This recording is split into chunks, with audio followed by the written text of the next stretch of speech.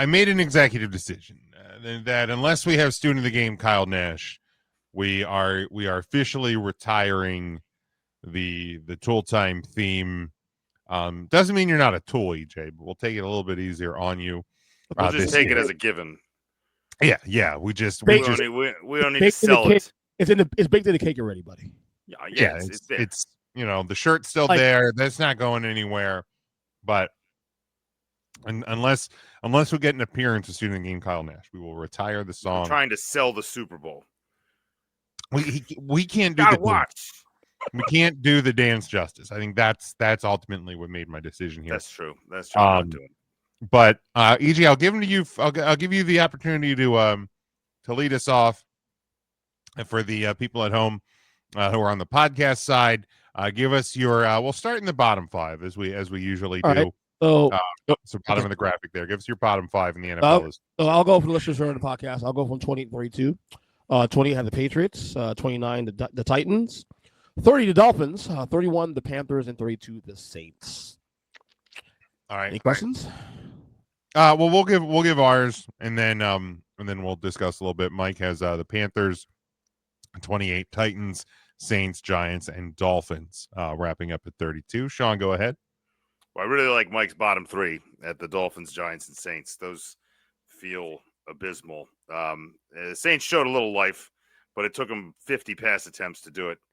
And if your quarterback Spencer Rattler, you can't be throwing the ball 50 times. Like, who are we kidding? By the way, Alvin Kamara's back there, like, hello. Before you forget, I was today 8 years old when I found out Spencer Rattler was black. Yeah, I had no idea until today he was black. He is. Well, there you go.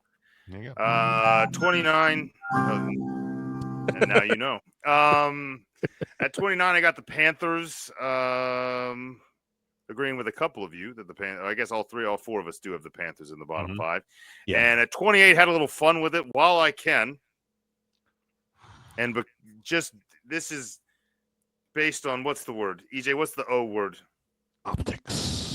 That's what it is. It's based on optics. What I saw on Sunday was an underprepared, under-executing, underperforming Detroit Lions team. And I thought that it was pretty embarrassing. And while they showed some life late, they were never, ever in those four quarters challenging the Green Bay Packers legitimately for that game. Mm-hmm. And to be this kind of proverbial, like you said, one of the teams battling for number two, to play so poorly that the other team looks like they're battling for 1 or 1A. I don't know how good the Packers are. But just in case the Lions made them look that great, they are in my bottom five. You should be ashamed, man, Campbell. You should be ashamed. That's buddy. Well, okay. I appreciate it. Podcast. As somebody who especially early on in the season, the first probably about 3 to 4 weeks of this ranking can get pretty volatile because I really do try to base it on what we have seen, not what we think we know, not what we think where teams are going. It's what we've seen so far. So at the very least, I appreciate the spirit of putting the Lions in the. I'll say this to Sean's credit, though: Detroit was one of the 5 worst teams on Sunday. Performance on Sunday. Looking at all the screens, watching all the games happen, it looked real bad. But are they the 5 worst teams in football overall? And again, probably not. Everybody's power rankings are different. Everybody weighs different. Right. I know mine has a lot to do with. But if I agree with you, and then they go out and lose like this again, then I'm like, man, I should have just done it. I just put them out there. Yeah, they should be punished, and they're being punished. All right, my bottom 5: Saints at 28, Titans at 29, Panthers 30, Giants at 31, Dolphins at 32. EJ, my only issue with yours is that you do not have the New York Giants in your bottom 5. Homer. I'll tell you what. I'll tell you why. As bad as the offense looks, they were in that game till late in the fourth quarter. That was still a 1-score game till late in the fourth quarter. Because that game was really good. But EJ, really? Yes, really. They looked listless. Yeah, they were down. Rusher has like 20 yards. Russell stinks. Yeah, they were down. Malik Neighbors looks like he's just regretting life. They were down half their offensive line to start the game. First off, they didn't play, so that right after that, I knew we were in trouble. I was like, "Oh shit, we're in trouble now." This is assuming they have an actual offensive starting line. They should be Well, serious. It sure helps to have the starters play, but like outside of that, yeah, EJ. They didn't have me because I was holding out. I'm I just no, EJ, I think as a fan, you should hold out. Stop watching them. Stop talking about them. but Say no. that's my only issue. Again, it's week one. When we're talking about who's the worst, that'll shake itself out a little bit more. Let's go to the top 10. Oh Lord, EJ, you did it again. Give us your top 10. All right, top 10. Here we go. Number 10, the Niners. Number 9, the Buccaneers. The 8, the Lions. Number 7, the Rams. Hubba. That's right. Which one are you talking about? Probably. Number 6, the Commanders. 5, Chargers. Jim's Chargers, by the way. 4, Packers. 3, Ravens. 2, Bills. 1, Eagles. We'll talk about it, but it's the only thing I'm proud of you about this list is that you didn't have the Chiefs on it. Mike has Lions 10, Broncos 9, Steelers 8, Chiefs 7, Packers 6, Commanders 5, Chargers 4, Ravens 3, Bills 2, and Eagles 1. Like me now in past years. Yeah, we'll discuss them. We'll discuss them. Sean, your top 10. All right, let's run them. Number 10, I had to get him in here. Apparently, I'm not the only one, it appears, but the Colts at number 10. Then I have the underperforming Broncos at 9. I got the Commanders at 8. The Minnesota Vikings, after their comeback, at number 7. I have the Los Angeles Rams at 6. The only actual team in Florida, the Buccaneers, at number 5. I have Jim's Chargers at number 4.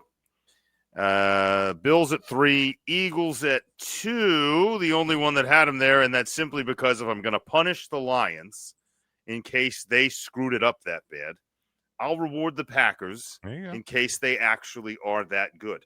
If the Eagles and if the Eagles had kind of done what we thought they had done, right, and had just obliterated Dallas, and no one spit on anyone, and everything. There's no weather, and it ends up being a 2 or 3 touchdown game, something like that. Then I probably don't have the guts to put the Packers over, no matter how good they look. But Eagles, like we said, a little suspect. Packers looked unstoppable. We'll see how much of that was true. But for today, that's the best team that played this Sunday. So I'll put them at 1.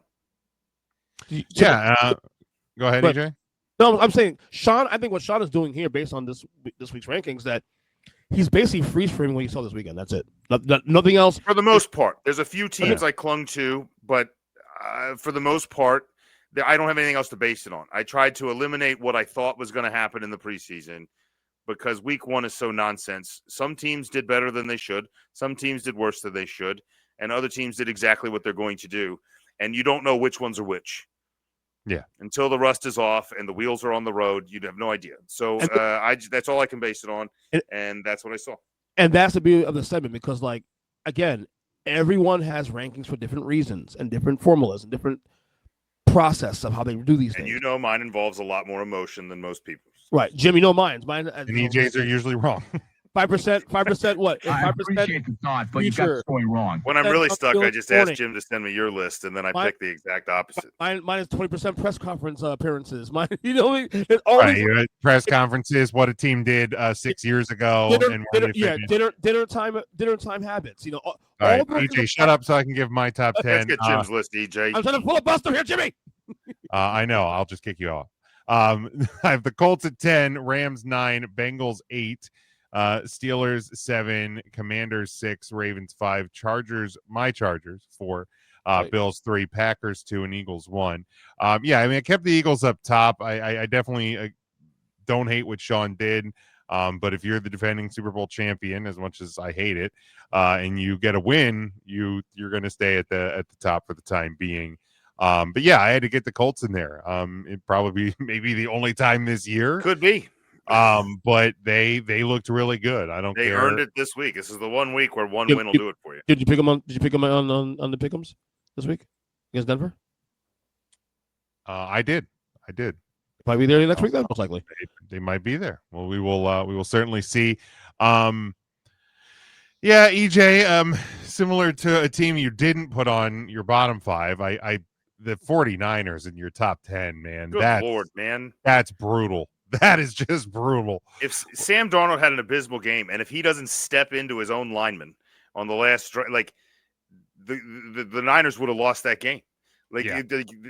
I don't think they weren't doing anything to stop the Seattle Seahawks on that drive. Seattle just went like, here you go. A listless 17-13. One thing I forgot about, like my process and my pie graph, how I do these things is 10% hubba money. Who do you trust? That bakes into this also too. How are you trusting this team? Who do you trust? If you trust them to get injured or screw up in a big game, then yeah, that's a good thing to trust the 49ers too. Right, McCaffrey was hurt coming into the game. Purdy's hurt. Kittle is now out for multiple weeks. And if the one thing we do know about hamstring injuries is they don't linger throughout the year.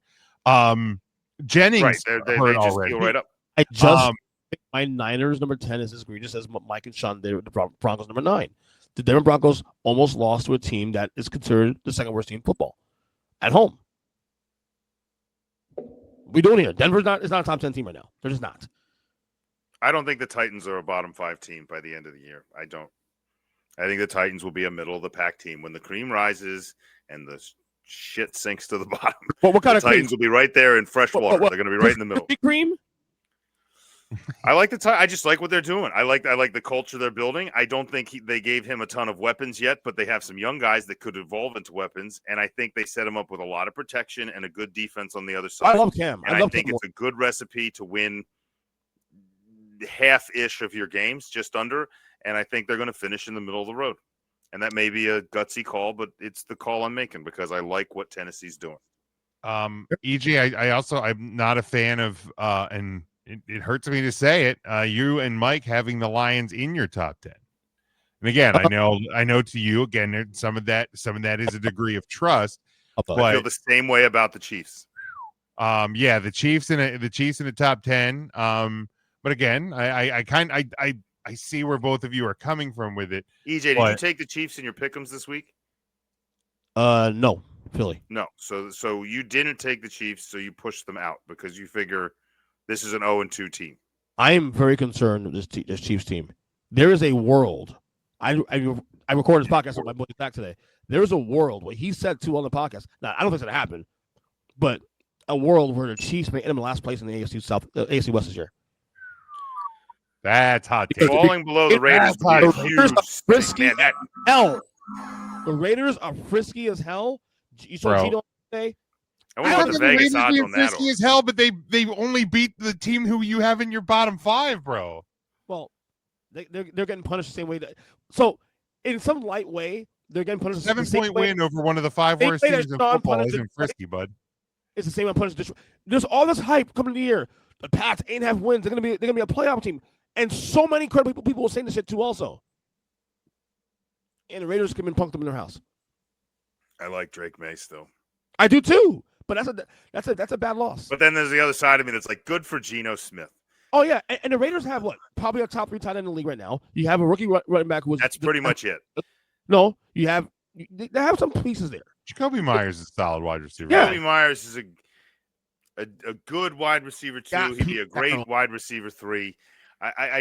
He's not a 1. I can't Brock Bowers is your 1. Yeah. Brock Bowers is right. You're running a Chiefs offense. Max Crosby. And you're asking pretty Geno well Smith for the Chiefs. That helps a lot.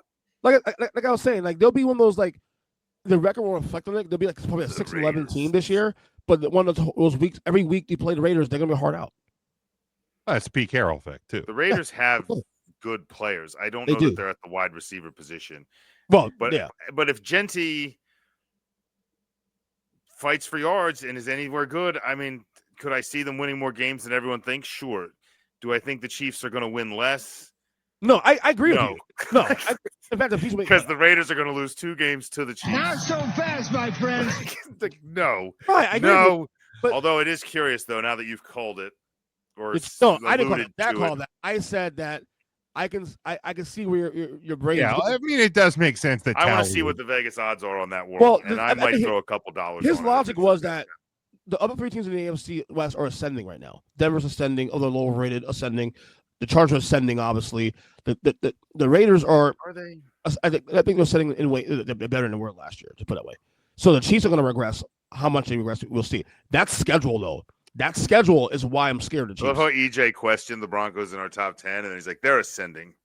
They're still a good team. They're clearly ascending. well, That team they're is still a good legit. team. They're still a good team. They'll win. Well, when you're the perpetual fence sitter, that's They the were thing. playoff you team, do. EJ. No, Jim. There are people out there they're saying that there's a EJ, world with Don't blame this on people. This is you, bro. EJ, I'm you are telling talking you. yourself into a corner. You They are just play- told me that they a are- playoff team last year is they are a ascending playoff and doesn't belong in the top 10. Yeah, playoff contender. But there are people who have they think they'll be in the style game this year. I'm like, stop. No, stop. EJ, they were in the playoffs last year, right? The Broncos. They were. Yes, first round, and they lost. And they're ascending. Yeah, they're Then ascending. how the hell do they not belong in the top 10? My top 10 is better than yours. That's why. Niners, baby. I don't get. Thank you. Easy, Lou. That's your answer. Come I on. mean, Thank you, like, Lou. Jesus. again, this is the man that tries to incorrectly accuse Tell him, me Jim. of being the fence sitter, and these are the things that comes out of his mouth, from his mouth to God's ears. If he does it, this is him. Own this. The Broncos. All right, number- we're out there right now in the comments feed. If you can tell me what EJ just predicted the Final Four finish of the NFC West would be, the AFC West. it would be news to me because I have no idea. I don't even know if he thinks the Chargers are going to win. No, I think the Raiders will still be in last place. I Okay. did not say the Raiders will win. I did not That's say all that. we know. That was The other Cowley three- on your show Get outta here. earlier today. Check out that podcast later. Drop tomorrow morning. Trust me. There you But like, go. If you want to listen to really, you think EJ's takes are bad? Go listen to Zach the Degenerate on EJ's podcast. Yes, Oh my God! How Um, fun was that? but yeah, I see what you're doing, Lions. Mike, I won't go hard on his since he's not here to defend them, but he did submit them, so I wanted to get them on the list. He is the only Chiefs, though. He is the only Chiefs. That's Clinging to hope. that's shot the most surprising thing on this episode. By because the way, it's not But me. the only Nobody- way they're the number 7 is if his number 1's about to lose. Is Yeah. it surprising that That's he the did only it, or question mark was I have on the thing, and it's more of a statement of what his list says. Is like one of those two things cannot be. I'm gonna text him right now to see if he's picking. I think the egregious thing here, Like well, who he has in that game, because at which point either the Chiefs are falling out or we have a new number 1. So is it more surprising that Mike put the Chiefs in the top 10 or that I didn't have him in my top 10? Because I'm the big Chiefs homer in this fucking panel for last Oh, week. it's incredibly shocking that you didn't have them in. I looked at when you No one's sent me giving me your any list. crap for no Ravens. No one's giving me any crap for that. Well, we'll get there. But Oh, that's when- bad. But again, when your science makes sense though. Freeze frame. okay, Mike has fly Eagles fly. So and I am a little bit more confused. Right, Birds are but, going to win, so the Chiefs aren't the 7th best team. correct. But yeah, no, EJ, when you sent me your list, I had to look over it 3 times to make sure that I wasn't. I was like, did he actually have the Chiefs at like 1? Because I was looking in that like 7 to 10 range, and just I couldn't find them. It was not. Um, But okay, real quick before we go to the gym, real quick. Sean. Oh, I'm going to say now. Fuck. I totally dropped the ball on that one. We're Oh, no, talking about not Sean. It was Jim. Sorry, Jim. yeah. The Bengals at 8. Yeah, I know they had close game with the Browns, but and again, maybe this is a little bit of who do you trust or where I think they're going to be as the season plays on, because after the Steelers at 7, and I may even question the Steelers at 7 a little bit, but like I knew the Colts were going to question the sneak in at Steelers 10, but like that 7, 8, 9 range, because like I don't think the Rams look that impressive in their win. So I think I had a hard time filling those spots. So it's like, I'm going to put in a team that got a win. Again, it's a tough win. It's a division win. I get they very easily could have lost, but again, second time in 6 seasons that the Bengals have started 1-0. And I believe the other year that they did it was the year they went to the Super Bowl. So I'm not changing my pick. I still have the Ravens winning the AFC, but it's that's something that's hard to do, especially in today's NFL when all the pieces aren't clicking in the preseason to get a division win is a pretty solid one, especially in a difficult division. So yeah, I thought those two spots were hard to fill. Now to Sean not having the Ravens, okay. I will say this: my first draft of my list did not have the Ravens because I couldn't put an 0-1 team in. I didn't want to put an 0-1 team in. But then the more and more that I thought about it is like they still looked incredibly dominant for 3+ quarters. If Derrick Henry doesn't fumble the ball, we're the Ravens might be, the Ravens are 3 battling for 1. Like 3, they're 2, like or they're 1, like right. they just shut down Josh Allen and the Bills. Yeah, so then like, you know, you give a great team life, they're going to take it. And that's what happened. I was winning a fantasy game by 20 points when that fumble happened. I had Derrick Henry, he had Josh Allen. Oh, and I lost by 6. I'm going to say I'm sorry to hear that. Of course, I also started Devontae Smith over Zay Flowers, so part of it's my fault. Well, the crazy thing though, mistake for me. I left that game still saying to myself that Baltimore is still a better team than Buffalo. I think they are. I think they are. I still think they're a balanced team with more talented pieces. I feel like when you take the rosters and you put them side by side, I think the Ravens are a far more talented team. And I'm gonna give because one guy who never let you down, and no one else could fucking pick up the slack, right? So like that's a problem, right? Right. Like, someone's got to be like, oh man, we got to step up for Derek. We got to like right. Derrick Henry. You're like, you guys can't stop him once. If you're going into last weekend and somebody tells you that Derrick Henry is going to be the fuse that gets lit for the right? Ravens meltdown, you wouldn't have believed it. Like, I would have been more likely to believe his first quarter yardage, right, than I would have that he was going to fumble in the fourth and ruin everything. Having said that, I have a hot take for you. Oh, here we go. Cue it up. That button, keep button number, man. What you got? That's not a bad loss for Baltimore. That's not a bad loss. That's not a bad loss. Let me tell you why. That's just bad commentary. No, it's not a bad loss. Tell you why. Explain. Had they won that game on Sunday, right? Let's say they held on to that big lead. What's the narrative on Monday morning? Oh, it's a great win for the Ravens. Do it in January. So they're in a no-win situation anyway. Okay. Sure. I think both of these teams are, if we're being honest. I feel that's my narrative for Buffalo. Yeah. Yeah, I think that's what I'm saying. Like, hey, great comeback win. It's a shame you couldn't do it against the Chiefs, who couldn't score last year. But I feel like Baltimore is a little more polarizing in comparatively speaking to the two teams. But with Lamar and the narrative there and whatnot, I feel like Josh Allen gets a little more passes there because he's been to multiple agencies. What was the final score of that game they lost to the Chiefs in the playoffs? Can we? Which one? 2 years ago? No, the last year didn't Buffalo lost to KC by 3. I think it was by 3, wasn't it? Yeah, I'm pulling it up. I wonder how many points the Chiefs scored. I think 32, maybe. It was 32-29. So they gave up 32 points to the Kansas City Chiefs, and then yesterday 40. or this weekend, 40. They gave up 40.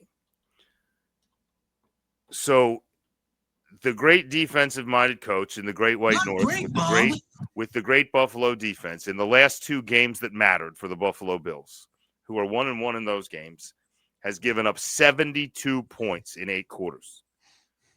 Yeah. Josh Allen looks great because they can't win if he doesn't. Josh Allen has to do what Joe Burrow has to do, except he doesn't have Jamar Chase. He doesn't have T. Higgins. Okay? Right. Like, the hot take here is that win or not, Buffalo being a city with a great defense is no more.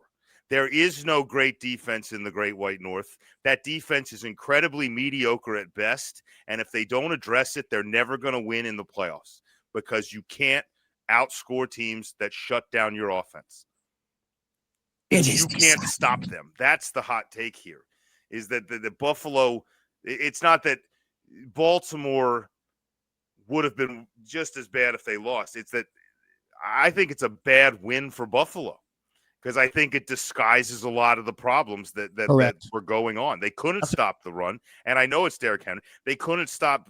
Lamar Jackson didn't even beat him with his legs. No. He didn't have a ton of rushing yards. And when Derrick Henry's running for 40 a clip, you don't have to. Sure.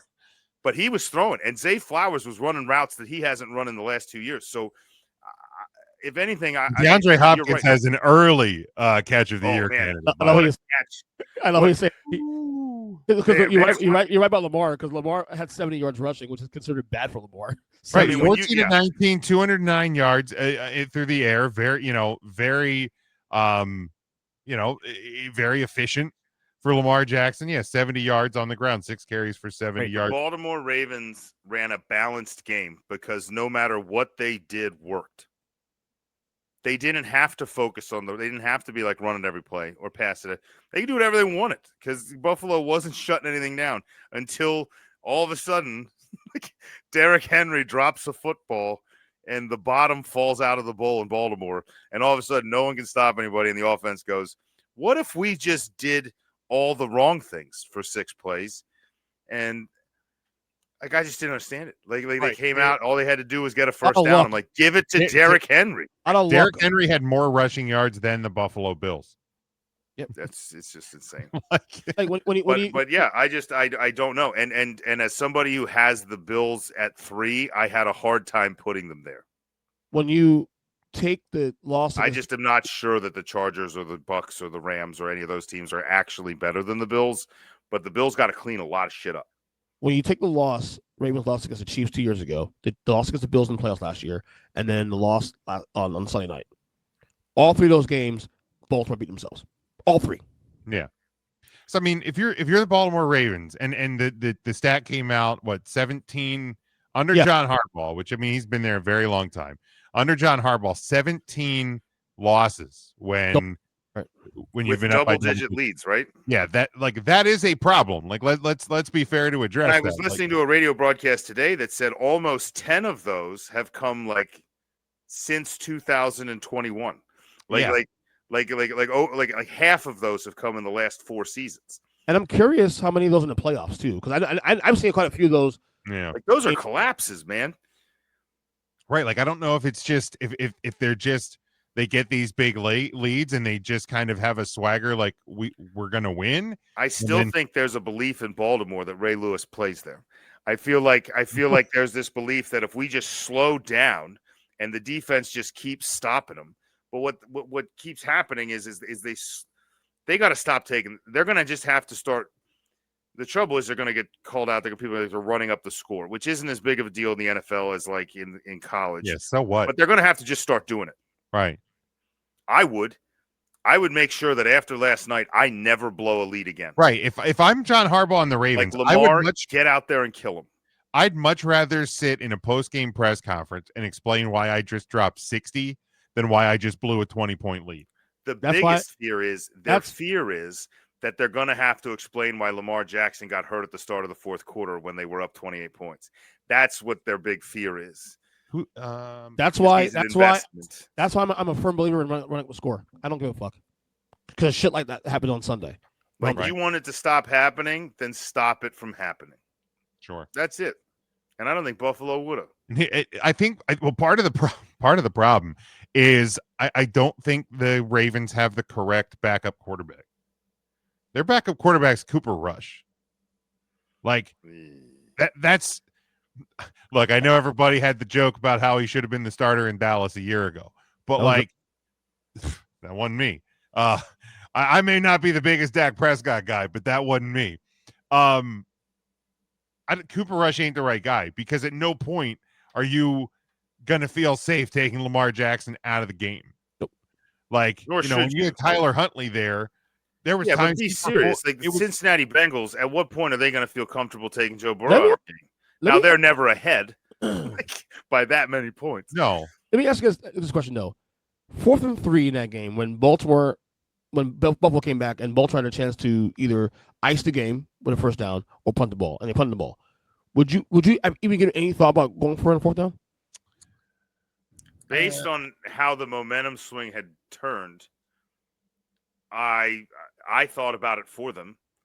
I was like, man, I just didn't understand if Derrick Henry fumbled, right? Something that never happens, Right. Proverbially, I would have. Josh Allen scored.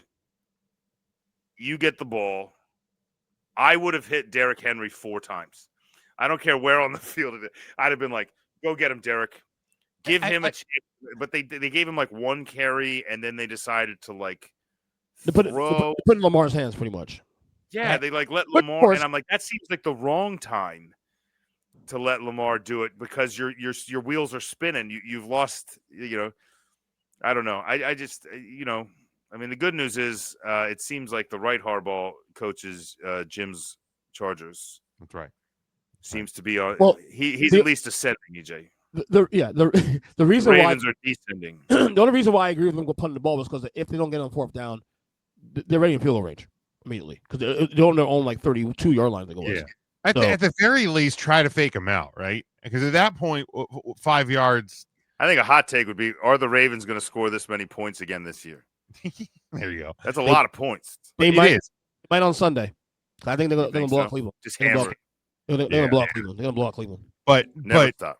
if I'm the Ravens in that spot, to answer your question, EJ, I'm at least putting my offense on the field and trying to get the Bills to jump, because at the 35, what's the difference between 35 And with as much momentum as they had coursing through them, there's a good chance it would have happened right? Get them to jump. Get them to jump. because they're afraid of Lamar. They can't stop Lamar. Bro, you're just playing the odds at this point. When you punt the ball, you're just playing the odds. The better odds to punt it, and hopefully. You're trusting a defense that just let Josh Allen score 3 plays. That's what you're doing. I agree. Well, and Kyle Hamilton, your best defensive player, was banged up. He had a finger Mhm. injury, so he's So not you were playing without him. 100%. I just, I question a lot of the decisions. And Derrick Henry's beating himself up. Oh, So absolutely. if you're all I know looking is for a flyer to bet on, bet whatever they say Derrick Henry's going to rush for next week, I'd bet the over. all I know is that this year, I said it before the year started, and I'm even more on this now post game here. This is a Super Bowl bust year for Jim Harbaugh. John Harbaugh. John Harbaugh. John Harbaugh. Sorry, John Harbaugh. You don't want to. You don't need to get the Super Bowl this year. He's done. Let me ask you this. Is it a Super Bowl or bust year for Sean McDermott? Yes, Where? Because I think these there's- two teams are exactly the same. more I or think less. there's definitely a bust. Like there's a million scenarios where Sean McDermott doesn't survive this season. But there's also a. I want to know where the line is where he What does. saves Buffalo is that between the two teams, there's a big talent gap between the two teams. That's not that part of that is McDermott's problem. Like I know it's higher up personnel doing the hiring, but you had Stephon Diggs and you've had the opportunity to go sign otherwise, and you don't. You draft Keon Coleman and you're like, that's fine. We don't need a weapon because you have Josh Allen. Josh Allen is playing Donovan McNabb's offense. Like we'll just win because Josh Allen's great. Like That's and- because you know what Josh Allen would ask for? Josh Allen for Christmas this year is just asking for whatever it takes to get a wide receiver. If that means no Sean McDermott, if that means an indoor stadium, if that means getting traded, Josh Allen he's tired. I know he loves the spotlight and he succeeds either way, but Joe Burrow's the greatest, and right now he is, but he's got a really good set of guys out there catching the ball. I couldn't tell you who the third receiver on Buffalo is. But that's also the Samuel? Is it still Curtis Samuel? Is that he's still Bill? But that's also the price you pay for having an elite quarterback too. Also, is that we have this guy, so we can do without having a elite number one receiver and just kind of build on that. Right. Well, a lot of teams that do that have an elite defense. I'm not seeing it, EJ. I just talked about that. But what is your point? That That's the problem. defense stinks in Buffalo. Well, against Baltimore, definitely, yeah. Well, and against Kansas City too, apparently. Yeah. Right, yeah. But yeah, it's a strange situation, and I'll tell you what, if Buffalo, God, it's just a shame because I think if Buffalo had lost that game, all of a sudden McDermott's on a borderline hot seat. I really do, because I think it would have come across as you got pushed around for 4 quarters despite whatever Josh Allen was doing. Here's the deal. McDermott's contract goes to 2027. John Harbaugh just signed an extension that keeps him there through 2028. If either of these teams make it to the Super Bowl and lose, you're fine. You can argue that if they get to the AFC title game and lose, they're probably okay. I think both these teams don't want to lose to it. If you have both of, if it's Bills Ravens in the AFC title game, I think it's a battle of the coaches for their jobs. But if anything less than at least an AFC title game, either or both of these coaches are gone. I would Right. say, If they're not in, they're gone. Like, I'll give you correct. this. I do agree with Sean's point about McDermott being a little miniature hot seat, but I think it's clear John Harbaugh's on a larger hot seat than McDermott is. I disagree. I think their seat is equally as hot. And I would argue if one of them's a skosh hotter, I'm going with the guy in Buffalo. I think he's. Yeah, I think they're equally as hot. I don't coaching think run. Sunday's game had any impact on the hotness of Nope. either seat. Nope, the seats are just as hot as they were before the game. No, because I think, I'll agree with Pappy down there, though. Ranger was great today. There was. yeah, Phillies by a touchdown. yeah. All right. Schwarber, Well, 50 home runs. that's where we will leave the power rankings. We'll probably keep them a little shorter in future weeks, but hey, Yes, we will, absolutely. We had some fun with that one.